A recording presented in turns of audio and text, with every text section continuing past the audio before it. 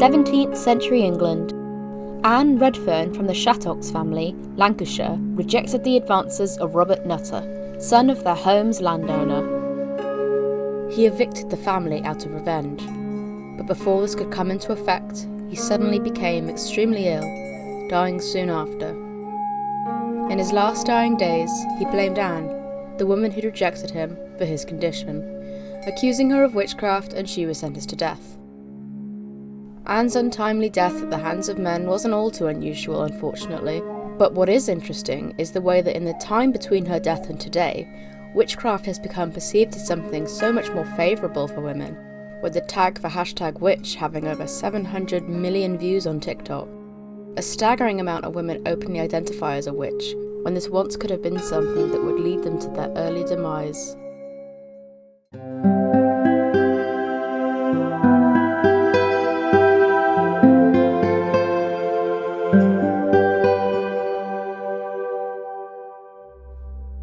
For many, identifying as a witch is an act of empowerment, defying cultural norms, embracing the qualities of the weird lady with lots of herbs and a cat intentionally, and driving away people disinterested in authenticity, no matter how unusual it might appear. With more and more statistics coming out about the rates at which young women are being harassed, assaulted, or even raped, it's not surprising so many young women are fearful of their own agency and safety, wanting to find a way to regain that sense of control.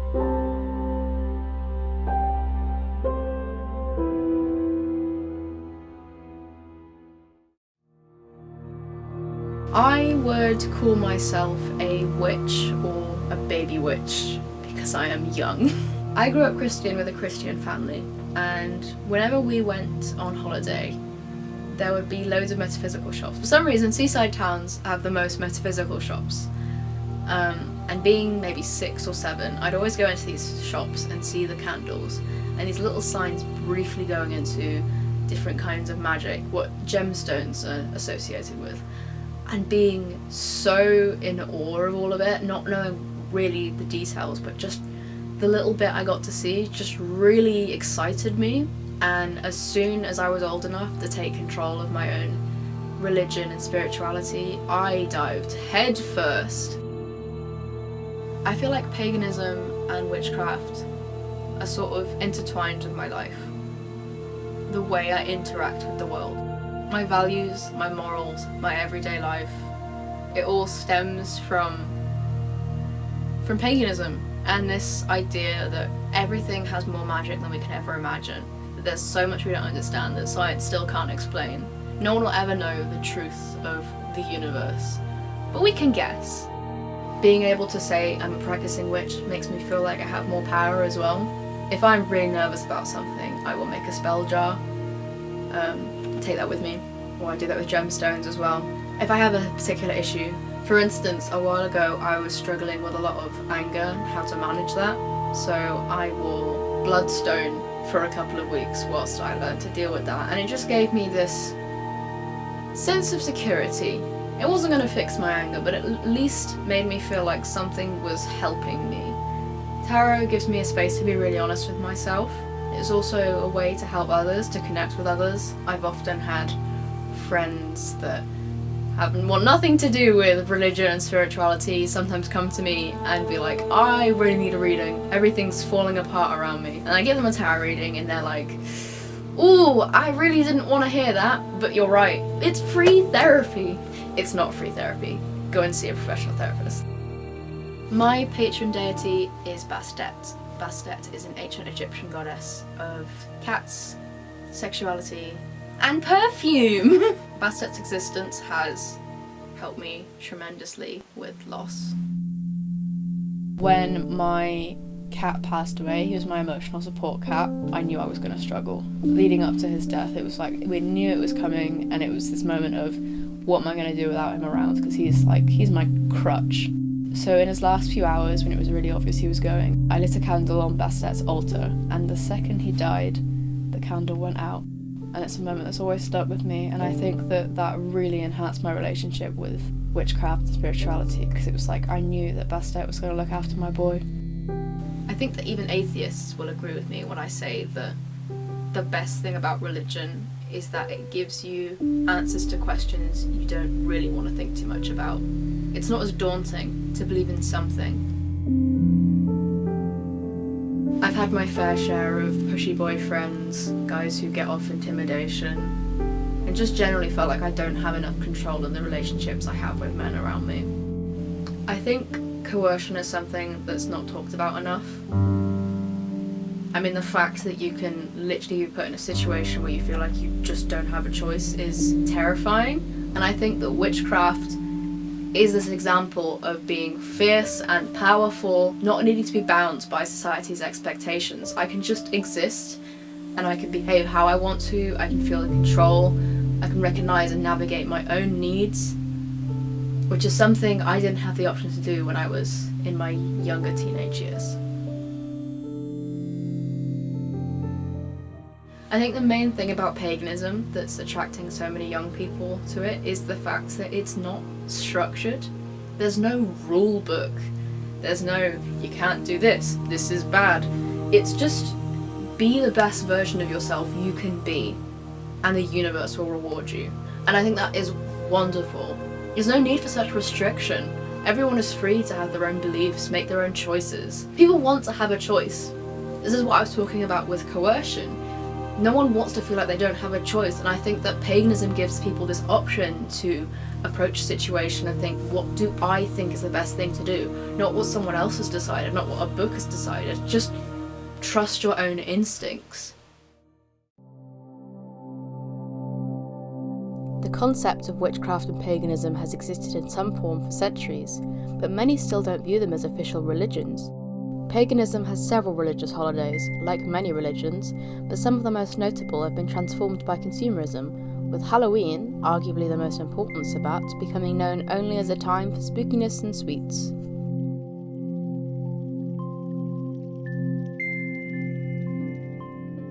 I would describe myself as a lifelong witch. I believe I was born a witch, and I have been a witch in previous lives, and I will be a witch in future lives.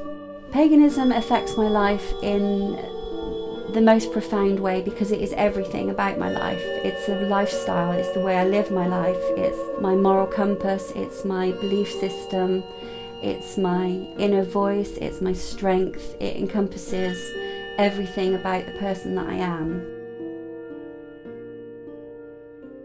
Paganism is included in education at this time. That doesn't mean to say there aren't those working within the community that are trying to change that. This is because Christianity became the national religion and was implemented in every infrastructure within the Great British Isles, and it will take a long time for it to be removed.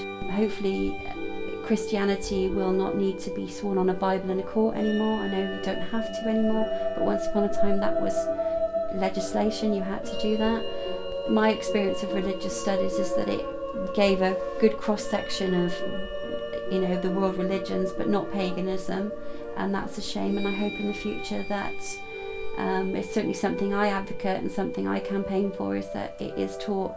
We live in a time that is much more tolerant and understanding and accepting of people's choices and paths, and therefore we are safer than we've ever been. But we never forget the persecution that has happened and continues to happen to women and to witches. The path of a witch is a path for life. It's a commitment to yourself and to the earth, and to honour the land, the sky, the stars, the moon, the cycles of the planet. Everything is connected, and we are all connected. And if we can have more people that believe that and honour that, then the world may be a slightly little bit better for everybody. I believe everybody that follows the path of witchcraft or paganism will have certain deities that they resonate with in particular. My goddess is Sabrina, goddess of the River Severn, because my family have lived for generations by the River Severn, and I work a lot with Sabrina and do lots of research and historical writing and lecturing about Sabrina. But all goddesses are the same, and all gods are the same, and they are just a reflection of our inner divine feminine and inner divine masculine. And as long as we are honouring ourselves, then we are honouring the earth, and that's really important. My book I am writing is a book about the goddess of the River Severn, Sabrina. It's a lifetime's work, and it's taken me years to write because there is very little information available, and it's an awful lot of research, lots of reading of books and old texts and visiting archaeological digs, and also spending time at the river and speaking with the river and asking Sabrina what is it she wants to say, what is the story she wants me to write, what is her song that she wants to sing. And ultimately all of this work is about, we need to remember that these things are sacred and we need to protect them, because if we don't, we know what the consequences of that are going to be. We have lost in society honouring the sacred landscape. It's almost political, because the more we don't revere the River Severn, the more they can build nuclear power stations on it, the more they can pollute it without any outcry. We live in the magical kingdom of Albion, and every part of our land is sacred and has to be honoured. So my gift is to share the knowledge of the River Severn and of Sabrina to those that are interested to hear about her. I think so many young women are becoming interested in witchcraft and paganism because it's very empowering. It gives women control and understanding of themselves, and this is exactly what we need to happen. That women, young women, recognise their inner power and their strength and their independence, and witchcraft and paganism can certainly sort of assist women in understanding themselves on a spiritual level, which therefore empowers them. So I think that that's understandable, and also I think there's a lot in popular culture, TV shows, Instagram, things like that make it very accessible now in a way that it never was. And I think that's great. I'm a real advocate and supporter of as many people as possible following the path if it's the right direction for them. In the 1600s, a witch was perceived as a monster, sent by Satan to do his bidding, torturing and murdering God's innocent and devoted followers. Nowadays, astrology is used as a pick-up line and tarot is for entertainment purposes only. Compared to the threat of being sentenced to death, the main issue a lot of witches face is having their practices mocked and feeling patronised, mostly by men. Research shows the reason behind the general opinion men have on topics like magic and astrology is firstly due to how feminised these ideas have become, with toxic masculinity embedding the idea that femininity can only be associated with weakness, and secondly is down to ignorance. How many films have you seen when there's an elderly lady with laced glove hands and she's sitting over a glass ball and she's reading tarot?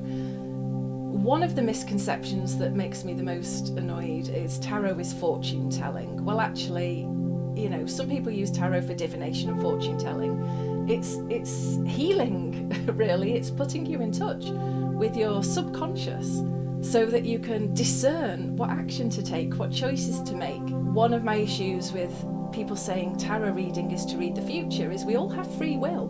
Nobody can take away your free will. That's another thing. Tarot doesn't control your life. We have brains, we have choices. But what tarot does do is it says if nothing changes at all. Nobody else, the man driving down the street or the postman, nobody makes a decision that affects your life. This is the likely outcome. But everything affects your life. Whether you are late, whether you're early, whether you choose to act or don't act, changes the course of your life. That's physics, by the way, as well, the many worlds theory. People talk about the astral plane. So you can meet people on the astral plane. Some people believe. So, for example, if you've split up with somebody, a boyfriend, he's gone away, he just dumped you. How many times have you been ghosted? How many times have you applied for a job and you didn't get a response, they just didn't reply?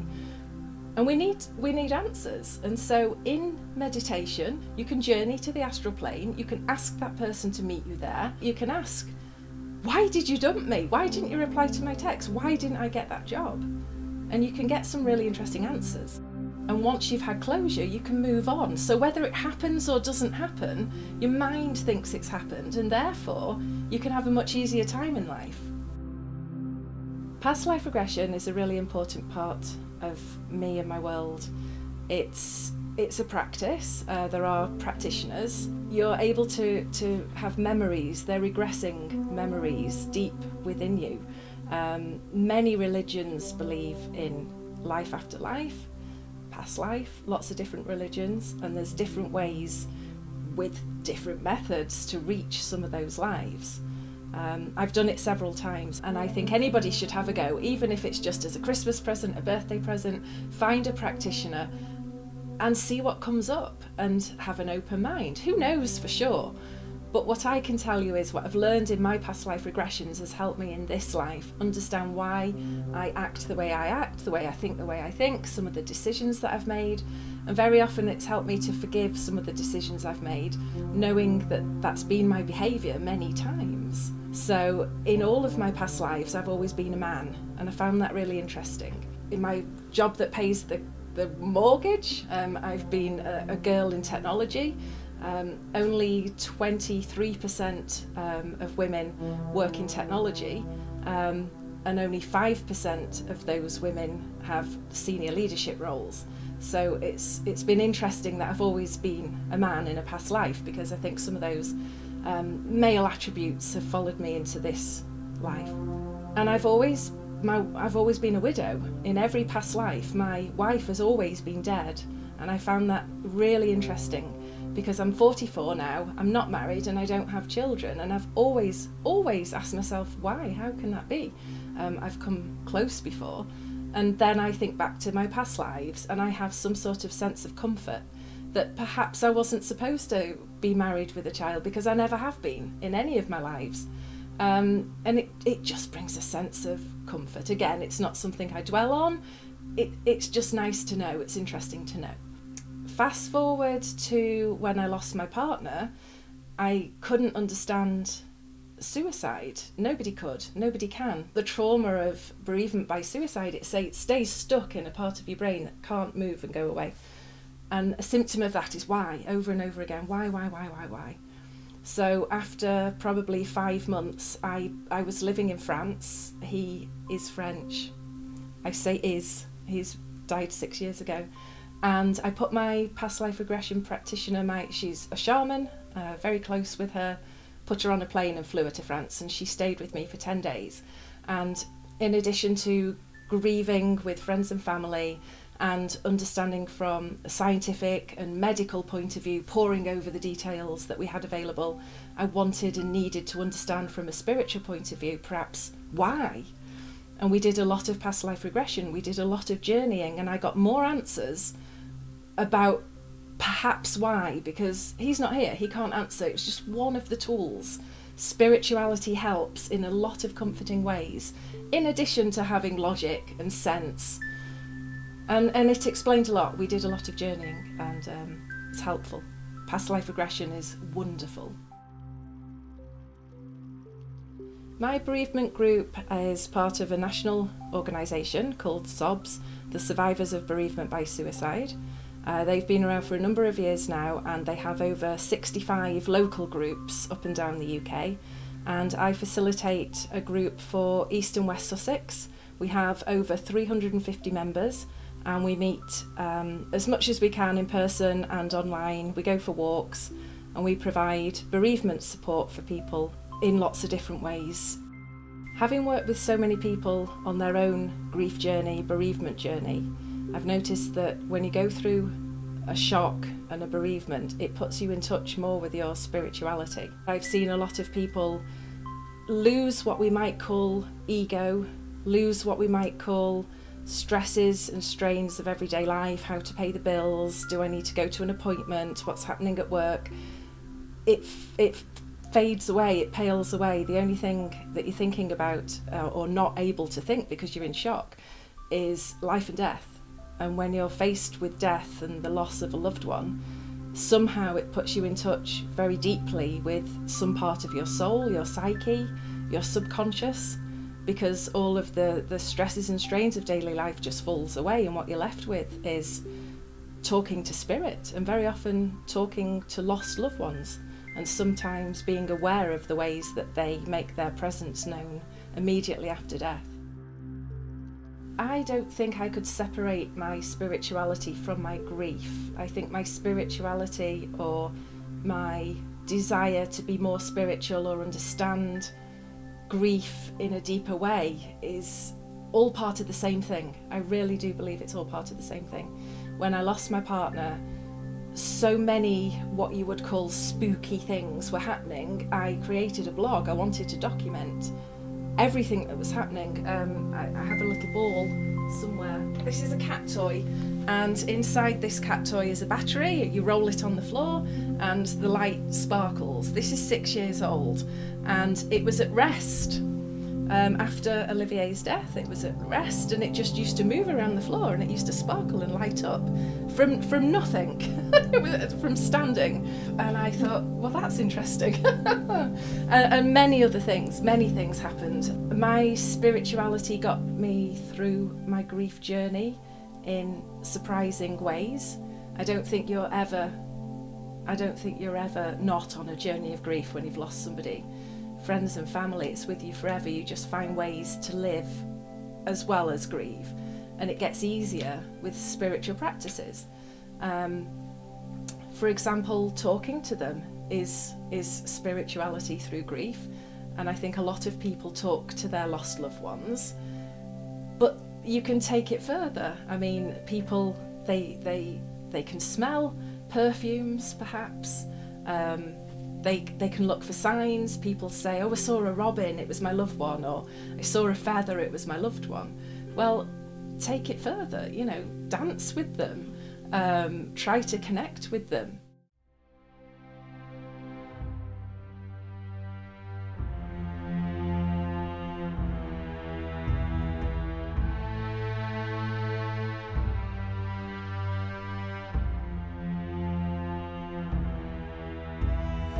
The best way for anybody to begin a pagan path is to buy books on the subject, to look at organisations like the Pagan Federation, of which I'm a massive advocate for, and also to reach out to their community and find like-minded people. There are pagan moots that happen. These are meetings of like-minded people, and they can be the start of your journey. There's a lot of paganism that just naturally comes into our lives. Intention is such a simple form of spiritual practice. I was taught to always put others before yourself, and it took meeting and understanding paganism to realise that I am allowed to be my priority. There is no set path in paganism or witchcraft. It's a beautiful path that you almost design yourself, that resonates with you and empowers you. No one is lecturing you or controlling you on how you travel your path. There's no rule book on what you have to or can't do as a witch. You could go about it any way you like that feels right to you. For me, tarot was a big part of being a witch. Tarot is not for everyone, but for me, it just made me feel like I was connecting with the universe that tiny bit more. We fear what we don't know, and if you are, comfortable with, familiar with tarot, it's not the unknown, and it's a very useful tool. I do not worship the devil. I do not plan on sacrificing any babies. I just want to acknowledge the earth and the universe for what it is, and become a more honest, kind person through my spirituality. There are people out there that have negative views of witchcraft and paganism. There are people out there that are potentially dangerous people, as within all communities. There are people out there that are really genuine people that work with the earth. And as with all things, never go to a meeting alone. Always tell people where you're going. and there is stuff online that is designed to put fear into people. But the thing I would say is to trust yourself, to trust your judgment, to trust where you feel safe, where you're celebrated rather than tolerated, somewhere that you feel you are part of a community and that community is safe for you. I'm at the very beginning of my journey with paganism, just like I am with spirituality as a whole. I think your whole life you can be learning more and experiencing more and understanding more. And the way I see it is just so much more exciting, I think, than empty abyss. I like to believe that there is something more, something magical. I think it was Roald Dahl who said, if you don't believe in magic, my dear, you'll never find it.